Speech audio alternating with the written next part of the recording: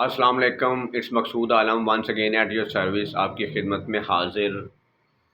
अच्छा, आज मैं एक कंडीशन के हवाले से बात करूंगा, एक बीमारी के हवाले से बात करूंगा जिसको हमारे यहाँ उर्फ़ आम में गर्दन तोड़ बुखार कहा जाता है, या जिसको मेडिकल टर्म में मेनिंजाइटिस कहा जाता है।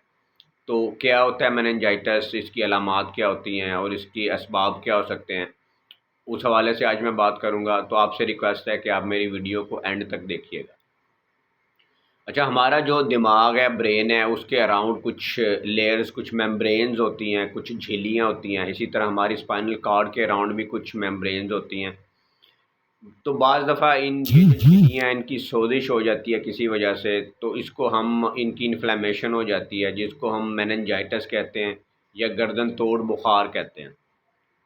Meningitis can affect any body at any as. किसी भी शख्स को किसी भी उम्र में जो है ये कंडीशन, ये बीमारी हो सकती है। लेकिन ऐसे लोग जिनमें इम्यूनिटी कम होती है और ख़ासकर छोटे बच्चे, उनमें ज़्यादा चांसेस होते हैं ये मेनिंजाइटिस के होने के। अगर मेनिंजाइटिस हो जाए तो इसमें क्या-क्या आम तौर पे अलामात देखने को मिलती हैं। इसमें हाई ग्रेड फ़ीवर होता है, तेज़ बुखार होता है और ख़ासकर जो है इसमें स्टिफनेस ऑफ नेक होता है। गर्दन जो है वो अकड़ जाती है, गर्दन बेंड हो सकती है, टेढ़ी हो जाती है बाज़ सूरतों में, और इसी वजह से इसको गर्दन तोड़ बुखार कहा जाता है। पेशेंट रेस्टलेस होता है, मतली हो सकती है, नौज़िया, वॉमिटिंग हो सकती है, और इसमें सीजर्स होते हैं, कन्वल्जन्स, झटके लगने शुरू हो सकते हैं, दौरे पड़ने शुरू हो सकते हैं, ख़ासकर छोटे बच्चों में। एनोरेक्सिया होता है, भूखने लगती। और इसके अलावा जिस्म जो है उस पे स्किन के ऊपर छोटे-छोटे रेड रैशेज़ हो सकते हैं, सुर्ख-सुर्ख निशान बन सकते हैं। और इसके अलावा बहुत सारी कंडीशंस और हो सकती हैं। जो छोटे बच्चे हैं उनके सर पे at the top of the babies head एक जो है उभार सा हो जाता है, जिसको बल्ज कहते हैं, वो एक उभार सा बन जाता है। और पेशेंट मुज़तरिब होता है, रेस्टलेस होता है, और छोटे बच्चे, उनमें क्राइंग आम देखने को मिलती हैं, वो चीखते हैं, चिल्लाते हैं, बेचैन होते हैं। इंसोम्निया के सिम्पटम्स होती हैं, यानी नींद नहीं आती और पेशेंट हर वक़्त जो है वो बेचैन रहता है। तो इस तरह की मोस्ट कॉमन सिम्पटम जो है इसमें देखने को मिलते हैं। अगर हम इसके असबाब की तरफ देखें तो इसके जो असबाब होते हैं आम तौर पे उसमें माइक्रो ऑर्गेनिज़म की इन्वॉल्वमेंट होती है। बहुत सारे माइक्रो ऑर्गेनिज़म्स इसमें इन्वॉल्व हो सकते हैं। इसमें वायरल मेनिंजाइटिस भी हो सकता है, जिसमें कि हर्पीज़ सिम्प्लेक्स हो सकता है और एंटेरोवायरसेस हो सकते हैं। इसके अलावा बैक्टीरियल मेनिंजाइटिस भी होती है, जिसमें आम तौर पे स्ट्रेप्टोकोकस हो सकता है, और हीमोफिलस इन्फ्लुएंज़ी जो है वो आम तौर पे इसमें इन्वॉल्व होता है। और बाज़ दफ़ा जो है ये ब्रेन की टीबी भी हो जाती है, जिसमें कि माइक्रोबैक्टीरियम इन्वॉल्व होता है, और ये मेनिंजाइटिस भी काज़ करता है, इन झिल्लियों की जो है वो सोजिश कर सकता है। इसके अलावा कुछ पैरासाइट्स होते हैं, पैरासिटिक जो है मेनिंजाइटिस ये भी हो सकता है, जिसमें मोस्ट कॉमन जो है इयोसिनोफिलिक जो है मेनिंजाइटिस होता है, और बाज़ दफ़ा फंगल इन्फेक्शन की वजह से भी हो जाता है। और अगर मलेरिया में कॉम्प्लिकेशंस आ जाएँ, मलेरिया बुखार, उसकी कॉम्प्लिकेशंस में भी जो है वो मेनिंजाइटिस की कंडीशन हो सकती है, दिमाग की झिल्लियों की सोजिश हो सकती है। और कुछ फ़ॉर्म्स ऑफ कैंसर्स होते हैं जिनमें मेनिंजाइटिस हो सकता है, और कुछ ऑटो इम्यून डिसऑर्डर्स होते हैं, कुछ इन्फ्लेमेटरी कंडीशंस होती हैं।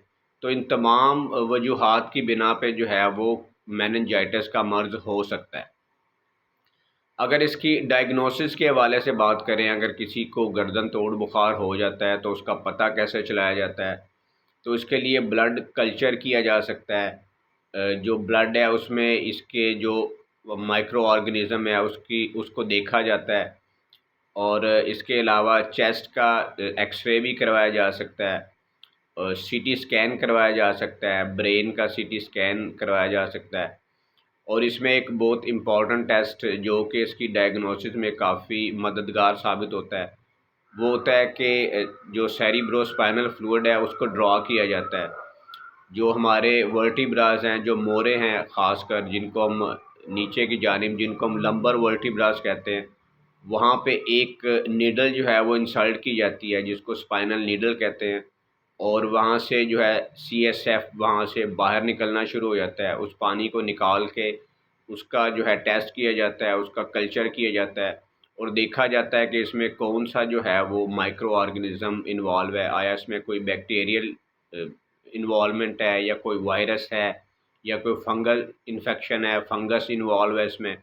तो इस तरह से आम टेस्ट करके जो है इस बीमारी का जो है वो आसानी से पता चलाया जा सकता है।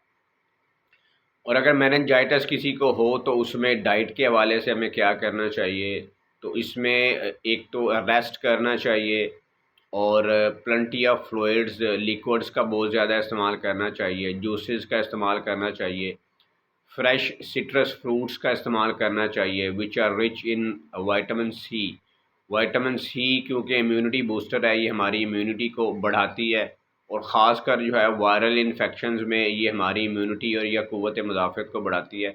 तो विटामिन सी रिच फूड्स लेने चाहिए, और विटामिन सी के सप्लीमेंट्स भी लिए लिए जा सकते हैं, और ज़िंक के सप्लीमेंट्स भी लिए जा सकते हैं। और इसके अलावा पानी का जो है वो ज़्यादा इस्तेमाल करना चाहिए, और अपने आप को पुरसकून रखना चाहिए। तो इस तरह से इसकी रिकवरी की तरफ जो है वो जाया जा सकता है। और अगर इसके ट्रीटमेंट के हवाले से बात करें तो जैसे मैंने पहले बात की कि इसमें जो माइक्रो ऑर्गेनिज़्म इन्वॉल्व होता है उसको डिटेक्ट किया जाता है, और उसके अकॉर्डिंगली जो है इसको मैनेज और ट्रीट किया जाता है। अगर इसमें बैक्टीरियल इन्वॉल्वमेंट हो, कोई बैक्टीरिया इसमें इन्वॉल्व हो, तो एंटीबायोटिक्स वगैरह दी जाती हैं। और अगर इसमें वायरल इन्वॉल्वमेंट हो तो जैसे मैंने बात की, तो उसमें क्योंकि एंटीबायोटिक्स जो है वो काम नहीं करती, तो उसमें सिम्प्टोमेटिक ट्रीटमेंट ही किया जाता है। कुछ पेन किलर्स दिए जा सकते हैं, कुछ बुखार को कम करने वाली अद्वियात दी जाती हैं, और जैसे मैंने बात की कि इम्यूनिटी को बढ़ाया जाता है, और डाइट की तरफ तवज्जो दी जाती है, और इस तरह की डाइट दी जाती है जो पेशेंट की क़ुव्वत मुदाफ़त को बढ़ाए। तो इस तरह से इसको जो है मैनेज और ट्रीट किया जा सकता है। तो आज ये थोड़ी-सी इन्फॉर्मेशन थी जो मैंने आज मेनिंजाइटिस के हवाले से आप लोगों से शेयर की। अगर आपको मेरी वीडियो अच्छी लगी है, इसमें कुछ इन्फॉर्मेशन मिली है, तो इसको लाइक कीजिएगा, इसको शेयर कीजिएगा, और मेरे चैनल को अगर अभी आपने सब्सक्राइब नहीं किया, तो मेरे चैनल को सब्सक्राइब कर लीजिएगा, और साथ में लगे बेल आइकन को भी प्रेस कर दीजिएगा, ताकि हर नई आने वाली वीडियो की नोटिफिकेशन आपको मिल सके। तो इंशाल्लाह जल्दी मिलते हैं एक नई वीडियो, एक नई इन्फॉर्मेशन के साथ। So it's good bye bye from Alam, मेरी तरफ से अल्लाह हाफ़िज़।